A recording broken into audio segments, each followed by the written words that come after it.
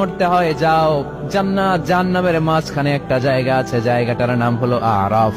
এই আরাফের মধ্যখানে যে দাঁড়াও, ওখানে যে মালাকুল মউত কাঁপতে থাকবে। মালাকুল মউত বলবে, আল্লাহ সৃষ্টির শুরুতে যদি জানতাম সবাইকে মৃত্যুদান করার পরে রূহ কবজ করার পরে আমাকেও মরতে হবে, তাহলে এই কঠিন দায়িত্বের ব্যাপারে আপনার কাছে ক্ষমা চাইতাম। আজকে আমারও যে ভাগ্য বরণ করে নিতে হবে সৃষ্টির শুরুতে, আমি এটা কল্পনাই করতে পারি নাই। আল্লাহ বলবেন, নো টক, মুত ইয়া মালাকাল মাউত, মরে যা, মরে যাও। বলার সাথে সাথে মালাকুল মাউত এক বিকট চিৎকার হাঁকিয়ে মরে যাবে। মালাকুল মাউতের চিৎকারটা সেদিন এত ভয়ঙ্কর হবে, বিষ্ণু ইসা ইসলাম বলেন, ওই চিৎকারের আওয়াজ যদি পৃথিবীর মানুষেরা কান দিয়ে শুনতে পেত, তাহলে কিয়ামত সংগঠিত হওয়ার জন্য আলাদা করে ইসরাফিলের সিঙ্গার প্রয়োজন হতো না।